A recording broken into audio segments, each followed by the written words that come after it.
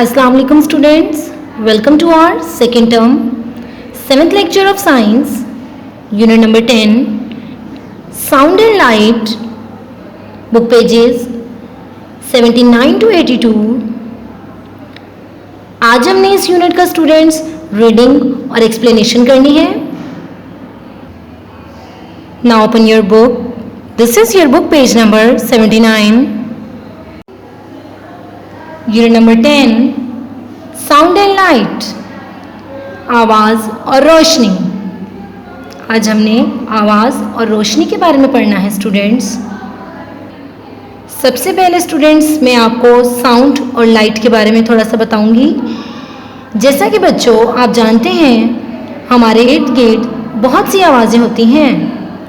ये आवाज़ें इर्ताश यानी हरकत या फिर आप कह सकते हैं वाइब्रेशन से पैदा होती हैं. आवाज़ें लहरों की सूरत में तमाम सिमतों में हरकत करती हैं. आवाज़ें हवा, ठोस और यहाँ तक कि पानी में से भी गुजर सकती हैं. कुछ आवाज़ें मध्यम, बुलंद और ऊंची होती हैं. आवाज़ और रोशनी एनर्जी की ही किस्में हैं स्टूडेंट्स. रोशनी सीधे रास्ते या स्ट्रेट लाइंस में से गुजरती है. रोशनी की रफ्तार आवाज़ की रफ्तार से बहुत ज़्यादा होती है. आवाज़ आहिस्ता आहिस्ता एक जगह से दूसरी जगह पहुंचती है.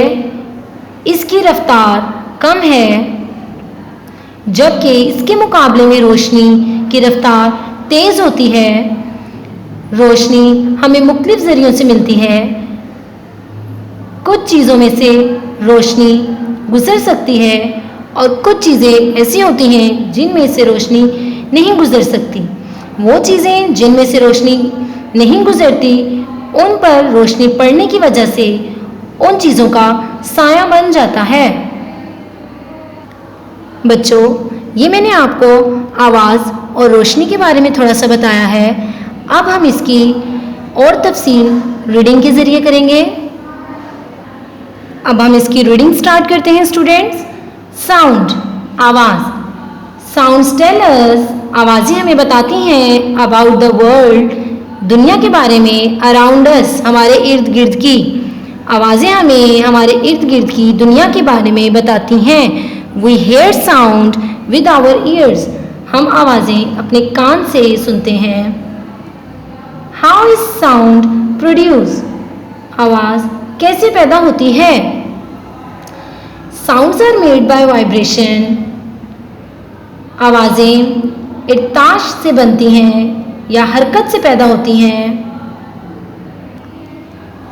Things that vibrate. अशिया जो हरकत करती हैं क्विकली तेज़ी से आर सोर्सेज ऑफ साउंड. आवाज़ के ज़राए हैं. वो अशिया जो तेज़ी से हरकत करती हैं वो आवाज़ के ज़रिए हैं. एवरी टाइम हर वक्त यू मेक अ साउंड. आप आवाज़ पैदा करते हैं. व्हेन सिंगिंग जब गाते हैं. स्पीकिंग बोलते हैं. और इवन विस्परिंग और हत्ता कि जब आप सरगोशी करते हैं. यू आर मेकिंग वाइब्रेशन तो आप इर्ताश पैदा करते हैं.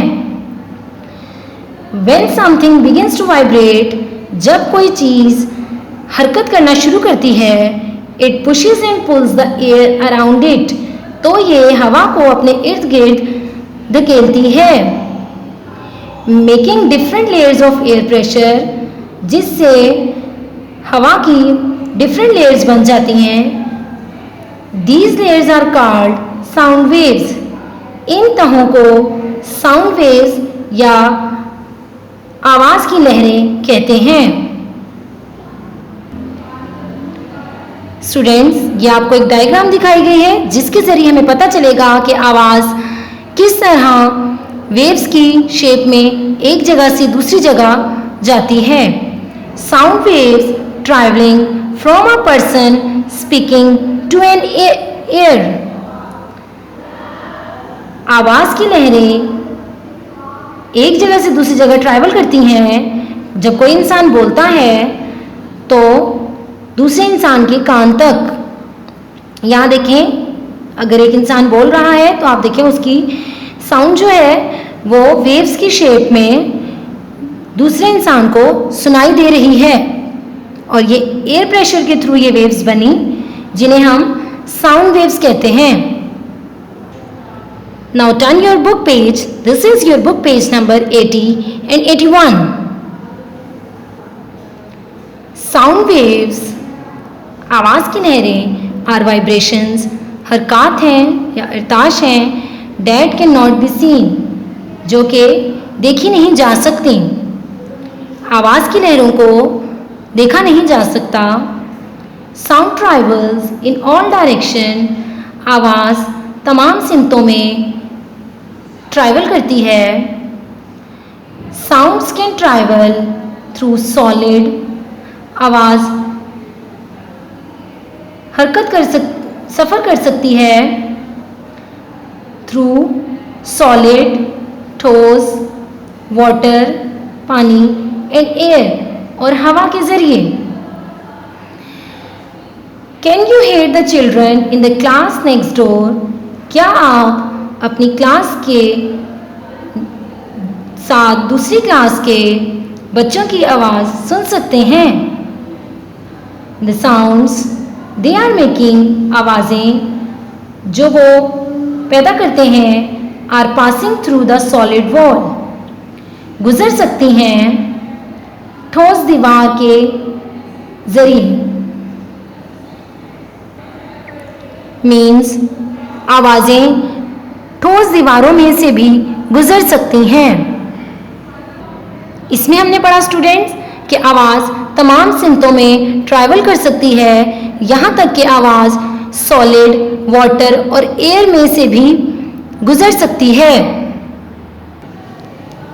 डू यू नो, क्या आप जानते हैं, dolphins and whales call to each other under water, कि डॉल्फिन्स और व्हेल एक दूसरे को पानी के अंदर भी पुकार सकती हैं।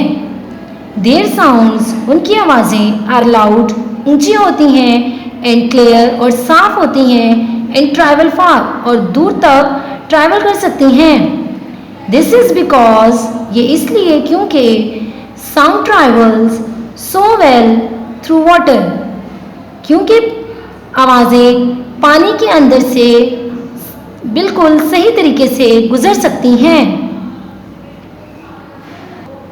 स्टूडेंट्स, इससे आपको पता चला कि डॉल्फिन्स और व्हेल्स समंदर में भी अपने साथियों को आवाज़ के ज़रिए बुला सकती हैं, क्योंकि आवाज़ पानी के अंदर से बहुत आसानी से गुजर सकती है। Discuss and answer. As a class make a list of useful sounds. आप सब ने एक यूजफुल साउंड्स की लिस्ट बनानी है।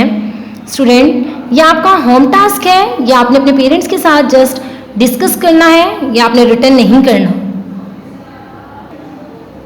और आपने अपने पेरेंट्स के साथ डिस्कस करना है कि कौन कौन सी साउंड हमारे लिए यूजफुल है।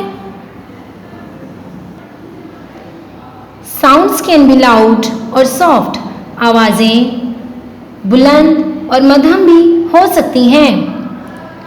A guitar string plucked strongly makes a loud sound. अगर एक गिटार के स्ट्रिंग्स को ज़ोर से मजबूती से खींचा जाए तो ऊंची आवाज़, बुलंद आवाज़ पैदा होती है। A guitar string plucked gently, और अगर गिटार के स्ट्रिंग को थोड़ा आराम से खींचा जाए, मेक्स अ सॉफ्ट साउंड, तो मध्यम आवाज़ पैदा होती है। A drum skin hit hard makes a loud sound. अगर किसी ड्रम की स्किन को, जैसे यहाँ आपको दिखाया गया है, ज़्यादा ज़ोर से हिट किया जाए तो ऊंची आवाज़, बुलंद आवाज़ पैदा होती है। A drum skin hit gently makes a soft sound, और अगर ड्रम की स्किन को आराम से हिट किया जाए, बजाया जाए, तो मध्यम और या फिर सुरीली सी आवाज़ पैदा होती है। So longer vibration is equal to more energy. लिहाजा एक लंबी हरकत या ज़्यादा हरकत ज़्यादा एनर्जी के बराबर है, which is equal to louder sound, जो कि ऊंची आवाज़ के बराबर है, जिसकी वजह से ऊंची आवाज़ बुलंद आवाज़ पैदा होती है। अगर किसी चीज़ को ज़्यादा एनर्जी के साथ आप हिट करते हैं तो ऊंची आवाज़ पैदा होती है, और अगर आप उसको थोड़ा आराम से हिट करेंगे तो हल्की सी आवाज़ पैदा होगी। फॉर एग्ज़ाम्पल, जब आप क्लास में अपने डाइस को किसी पेंसिल से हिट करते हैं ज़्यादा ज़ोर से तो ऊंची आवाज़ पैदा होती है, और अगर आप उसको थोड़ा सा हल्के से पेंसिल से हिट करें तो आहिस्ता से आवाज़ पैदा होती है। ये एक्सपेरिमेंट आप घर में भी करके देख सकते हैं। If you are close to a sound, अगर आप आवाज़ के करीब हैं, इट साउंड्स लाउड, तो आवाज़ बुलंद होगी। If you are far away, और अगर आप दूर हैं, इट साउंड्स सॉफ्ट, तो आवाज़ मध्यम होगी। Now move to the next page, page number 81. Light, Roshni, sources of light, रोशनी के ज़राए, things that give out light, अशिया जो कि रोशनी देती हैं, are called luminous, उन्हें मुनव्वर या रोशन चमकने वाली अशिया कहा जाता है। The sun, the star and some objects on the earth are luminous. सूरज, सितारे और कुछ अशिया ज़मीन पर रोशनी देती हैं। They give out light, ये रोशनी देती हैं, so they are sources of light, तो इसलिए ये रोशनी के ज़राए हैं। The closer you are to a source of light, अगर आप रोशनी के ज़रिए के करीब हैं, the more intense it is, तो रोशनी बहुत तेज़ है।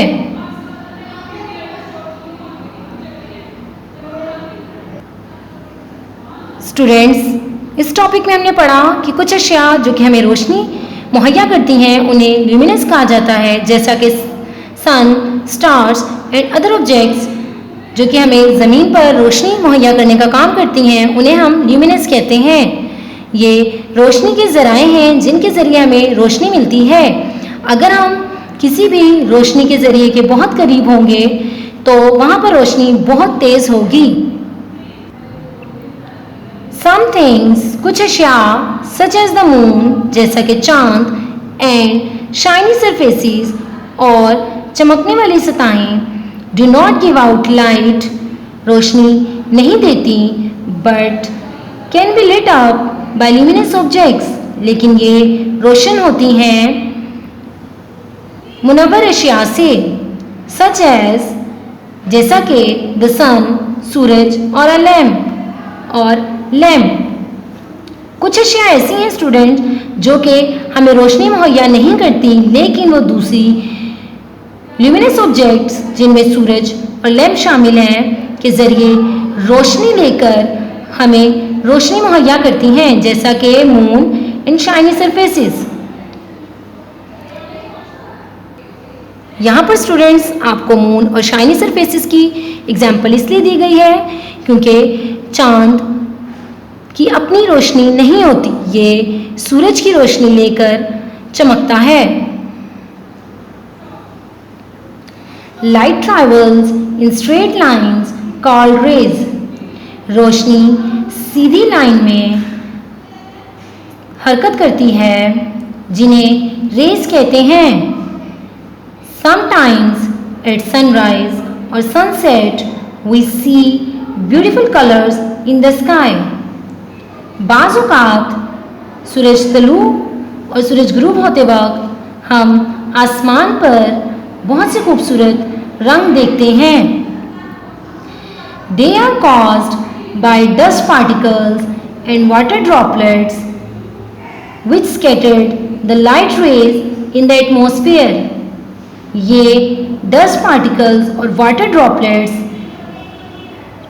की वजह से होता है, जिसकी वजह से रोशनी फैल जाती है आसमान पर और फिज़ा में हमें मुख्तलिफ रंग दिखाई देते हैं। Light is a form of energy. Roshni energy की एक किस्म है।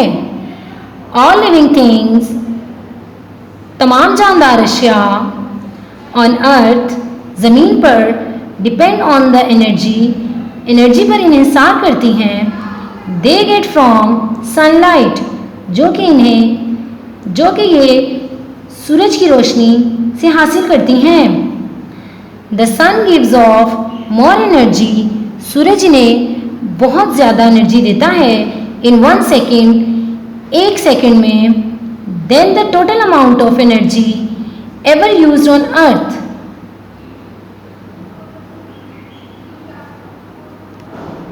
उस तमाम एनर्जी के मुकाबले जो कि ज़मीन पर इस्तेमाल होती है।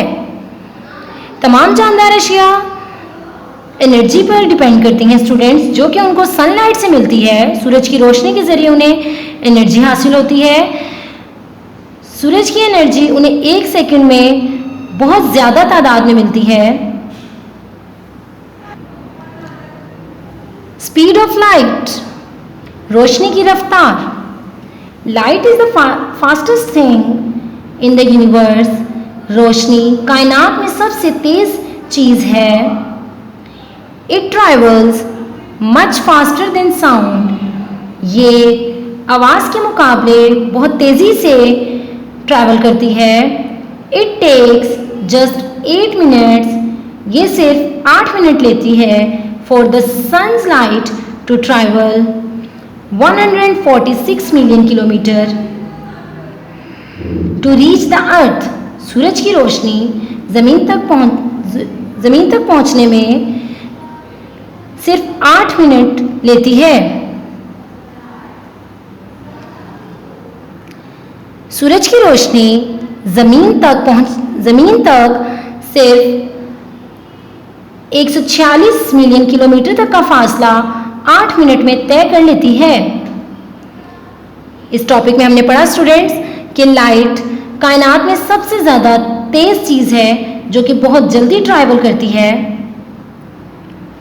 और सूरज से ज़मीन तक का फासला जो कि 146 मिलियन किलोमीटर है 8 मिनट में तय कर लेती है। डू यू नो, क्या आप जानते हैं, सम स्मॉल इंसेक्ट्स, कुछ छोटे हशरात लाइक जैसा कि fireflies, Jugnu, and glow worms और चमकने या दमकने वाला कीड़े, give out their own light, खुद रोशनी देते हैं। दे आर ल्यूमिनस, इन्हें ल्यूमिनस कहते हैं या मुनव्वर कहते हैं।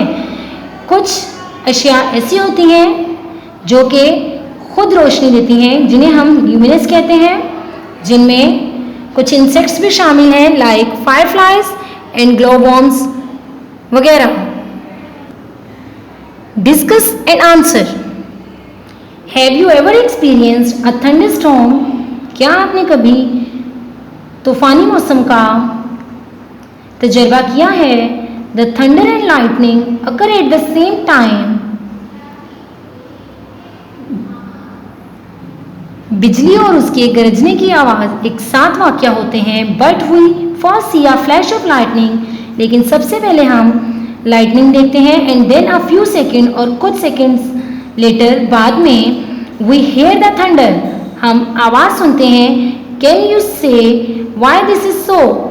आप बता सकते हैं कि ऐसा क्यों है? ये आपका होम टास्क है क्वेश्चन, ये वाला क्वेश्चन स्टूडेंट्स, इसको आपने अपने पेरेंट्स के साथ डिस्कस करना है। Now turn your book page. This is your book page number 82. Shadows. Because light travels in straight lines. क्योंकि रोशनी सीधी लाइन में हरकत करती है। If अगर it rays are blocked, इसकी रेज को रोक दिया जाए, or a dark area of shadow is created, एक डार्क एरिया बन जाता है जिसे हम शैडो कहते हैं। जैसा कि मैंने स्टूडेंट्स आपको शुरू में बताया था कि रोशनी सीधे रास्ते पर हरकत करती है और जब उसके रास्ते में कोई ऐसी चीज़ आ जाए जिसमें से रोशनी नहीं गुजर सकती तो उस चीज़ का साया बन जाता है। When light falls on an object, जब रोशनी किसी शय पर गिरती है, a shadow can be seen on the surface directly behind the object, तो साया उस शय के पीछे ज़मीन पर बन जाता है जो कि हम उसे जहाँ पर हम उसे देख सकते हैं। If the surface is close to the object, अगर वो जगह उस शय के करीब हो, the shadow is the same size, तो उसका साया उस ऑब्जेक्ट के जिसामत जितना होगा और a little bigger than, या थोड़ा छोटा बड़ा, the object itself, उस चीज़ के मुकाबले में। If the surface is further away, और अगर वहाँ पर वो सतह थोड़ी और दूर हो, the shadow appears much larger, तो वहाँ पर साया और बड़ा दिखाई देता है। Do you remember? Transparent materials like glass let light pass through them. वो अशिया, वो चीज़ें जिनमें से रोशनी गुजर सकती है, जैसा कि ग्लास ट्रांसपेरेंट मटेरियल्स हैं, translucent materials like tissue paper let only some light to pass through, और वो अशिया जो कि साफ शफाफ हैं जिनमें से कुछ लाइट कुछ रोशनी गुजर सकती है उन्हें ट्रांसल्यूसेंट मटेरियल्स कहते हैं। Opaque materials like wood do not let any light pass through, और वो अशिया जैसा कि लकड़ी अपने अंदर से रोशनी को गुजरने नहीं देती उन्हें opaque materials कहा जाता है। यहाँ हमने पढ़ा स्टूडेंट्स कि बहुत सी अशिया ऐसी हैं जिनमें से रोशनी आसानी से गुजर सकती है, उन्हें हम ट्रांसपेरेंट कहते हैं। वो अशिया जिनमें से रोशनी थोड़ी सी गुजर सकती है उन्हें हम ट्रांसल्यूसेंट कहते हैं, और वो अशिया जिनमें से रोशनी नहीं गुजर सकती उन्हें ओपेक कहते हैं। और ओपेक ऑब्जेक्ट्स की वजह से ही शैडो क्रिएट होता है स्टूडेंट्स, क्योंकि जब रोशनी ओपेक में से गुजरती नहीं है तो उसका एक डार्क एरिया ज़मीन पर बन जाता है जिसे हम शैडो कहते हैं। इन डायग्राम्स में स्टूडेंट्स आपको शैडो के बारे में मज़ीद एक्सप्लेन किया गया है। फर्स्ट डायग्राम में देखिए आप, एट मिड डे, दोपहर के वक्त, when the sun is overhead, जब सूरज बिल्कुल हमारे सर के ऊपर होता है, शेडोज आर शॉर्ट, तो साया छोटा होता है, जैसे यहाँ पर आपको दिखाया गया है। जब सूरज हमारे बिल्कुल ऊपर होगा सर के तो हमारा शेडो ज़मीन पर हमारे बिल्कुल पाँव के साइड पर बनेगा और छोटा होगा। In the morning and evening, और सुबह और शाम में, when the sun is low over the horizon, जब सूरज हमारे बिल्कुल सर के ऊपर नहीं होता, थोड़ा सा पीछे होता है, शेडोज आर लॉन्ग, तो साया लंबा होता है। जैसे यहाँ पर आप देखें सुबह के वक्त साया थोड़ा लंबा है इसके मुकाबले में, और यहाँ आप देखें शाम के वक्त साया इन दोनों के मुकाबले में ज़्यादा है।